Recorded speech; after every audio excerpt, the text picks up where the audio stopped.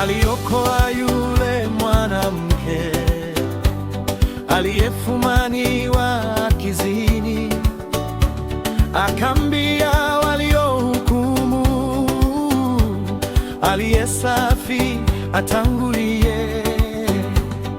Walipohukumika hapo,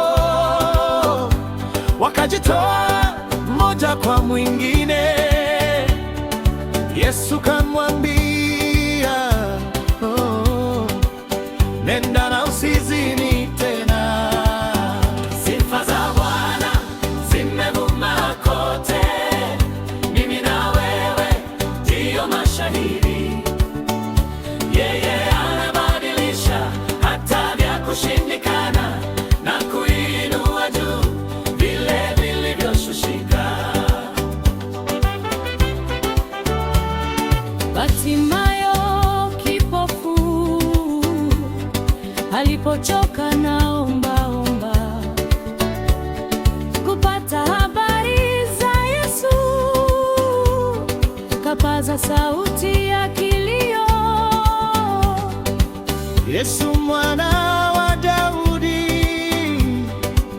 naomba unirehemu. Kwa huruma ya Bwana, Batimayo kapona.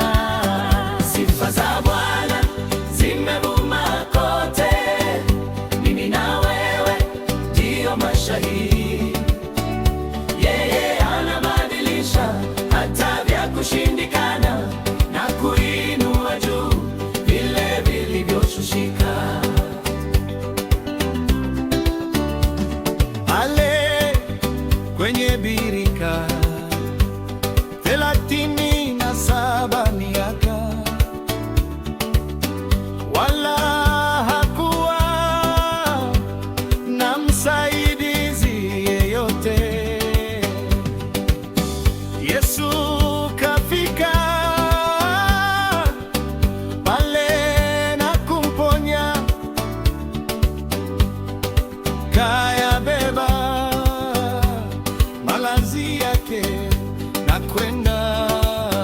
Sifa za Bwana zimevuma kote, mimi na wewe ndiyo mashahidi. Yeye anabadilisha hata vya kushindikana na kuinua juu vile vilivyoshushika.